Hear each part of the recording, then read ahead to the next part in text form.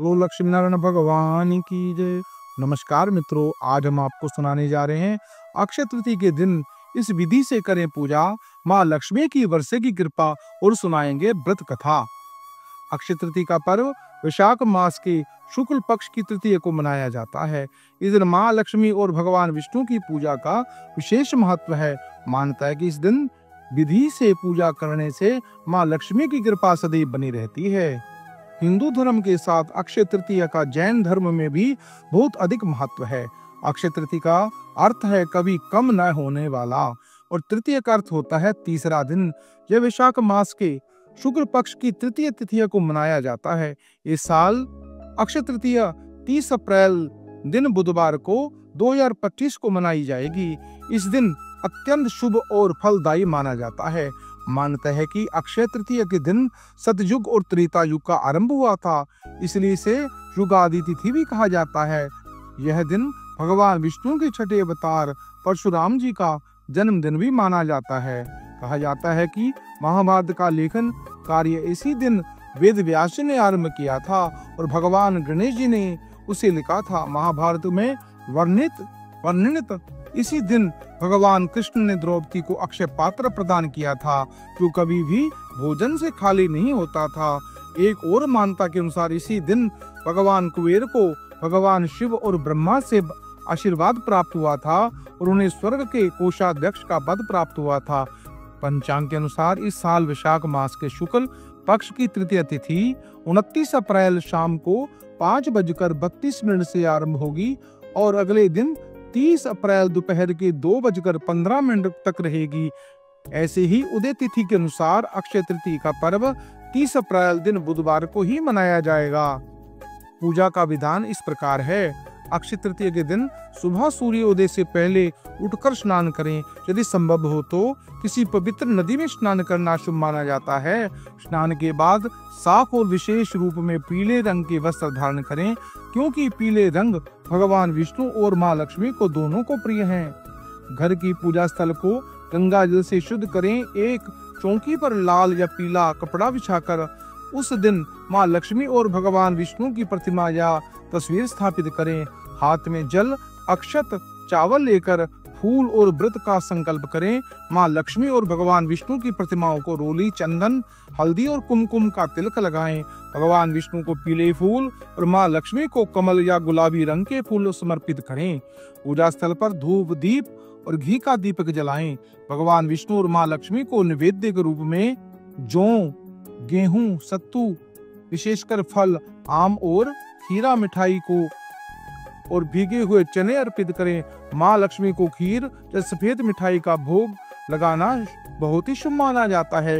विष्णु सहस्त्र नाम का पाठ भी अत्यंत फलदायी माना जाता है। अक्षय तृतीया के दिन व्रत कथा सुने, पढ़ें, भगवान विष्णु और माँ लक्ष्मी की आरती करें। पूजा के अंत में भगवान विष्णु और लक्ष्मी को जल अर्पित करें और क्षमता के अनुसार गरीबों और ब्राह्मणों को, जरूरतमंदों को अन्न, वस्त्र, जल, फल, सोना, चांदी व दान करें। माना जाता है कि इस दिन किया गया दान अक्षय फल प्रदान करता है। इस दिन मंत्रों का जाप भी माँ लक्ष्मी को आशीर्वाद की फल की प्राप्ति होती है। यह मंत्र इस प्रकार है। ओम श्रीम ह्रीम क्लीम महालक्ष्मी नमः। ओम महालक्ष्मी नमो नमः। ओम विष्णु जी के इस मंत्रों का जाप करें। ओम नमो भगवते वासुदेवाय नमः। इस विधि से अक्षय तृतीया की पूजा करने से माँ लक्ष्मी प्रसन्न होती है, अपने भक्तों पर अपनी कृपा बरसाती है, जिससे घर में धन, समृद्धि और खुशहाली बनी रहती है। अक्षय तृतीया का ही विशेष महत्व है। अक्षय तृतीया को अबूझ मुहूर्त माना जाता है, जिसका अर्थ है कि इस दिन कोई भी शुभ कार्य जैसे विवाह, गृह प्रवेश, नया व्यवसाय शुरू करना आदि बिना किसी मुहूर्त में देखे किया जा सकता है। इस दिन दान पुण्य करना अत्यंत फलदायी माना जाता है। जो लोग अपनी क्षमता के अनुसार अन्न, वस्त्र, जल, फल, सोना आदि दान करते हैं, इस दिन सोना खरीदना भी बहुत शुभ माना जाता है और यह भविष्य पुराण में समृद्धि का प्रतीक है। अक्षय तृतीया में नए कार्य का या व्यवसाय की शुरुआत के लिए एक शुभ माना जाता है। इस दिन पितरों के निमित्त तर्पण, श्रद्धा, कर्म करना भी महत्वपूर्ण माना जाता है। अब आपको सुनाएंगे व्रत कथा। लक्ष्मी नारायण भगवान की जय। अक्षय तृतीया की एक कथा के अनुसार प्राचीन काल में एक धर्मदास नामक वैश्य था।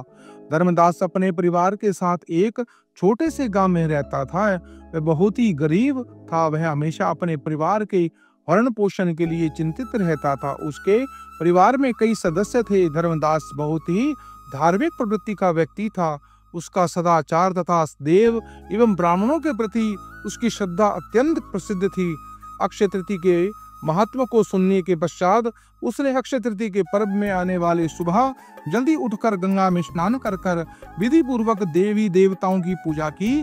व्रत के दिन सामर्थ्य के अनुसार जल से भरे घड़े, पंखे, जौ, सत्तू, चावल, नमक, गेहूं, गुड़, घी, दही, सोना तथा वस्त्र आदि वस्तुएं भगवान के चरणों में रखकर ब्राह्मण को अर्पित की।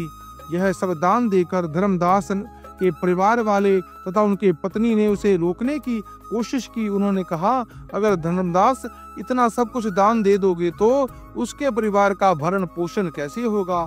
फिर भी धर्मदास ने अपने दान और पुण्य कर्म से विचलित नहीं हुआ और उसने ब्राह्मणों को कई प्रकार का दान दिया। उसके जीवन में जब भी अक्षय तृतीया का पावन पर्व आया, प्रत्येक बार धर्मदास ने विधि इस प्रकार पूजा एवं दान आदि कर्म किया। अनेक रोगों से ग्रसित तथा वृद्ध होने के उपरांत भी उसे उपवास कर धर्म कर्म तथा दान पुण्य प्राप्त किया। यही वैश्य दूसरे अगले जन्म में कुशावती राजा हुआ।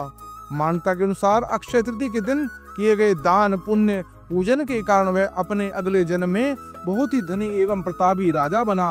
वह इतना धनी और प्रतापी राजा था कि त्रिदेव तक उसके दरबार में अक्षय तृतीया के दिन ब्राह्मण का वेश धारण कर उसके महायज्ञ में सम्मिलित होते थे। अपनी श्रद्धा और भक्ति का उसे कभी घमंड नहीं हुआ था। प्रतापी राजा महान एवं वैभवशाली होने के बावजूद भी धर्म मार्ग से कभी विचलित नहीं हुआ। माना जाता है कि यही राजा आगे चलकर जन्मों से में भारत नाम प्रसिद्ध सम्राट चंद्रगुप्त के रूप में पैदा हुआ। जैसे भगवान ने धर्मदास पर अपनी कृपा की, वैसे ही जो भी व्यक्ति इस अक्षय तृतीया के कथा का महत्व सुनता है, विधि विधान से संपूर्ण एवं दान आदि करता है, उसे अक्षय पुण्य की एवं यश की प्राप्ति होती है। मित्रों, इस प्रकार इस पुण्यदायिनी कथा को सुनने से, महत्व को सुनने से यह संपूर्ण जानकारी अगर आपको अच्छी लगी, आप पुण्य के भागी बनेंगे। और इस पुण्यदायिनी कथा को आप अपने इष्ट मित्रों को शेयर करें, पुण्य के भागी बने। इस चैनल को सब्सक्राइब करें, लाइक करें और कमेंट बॉक्स में ओम लक्ष्मी नारायण अवश्य लिखें।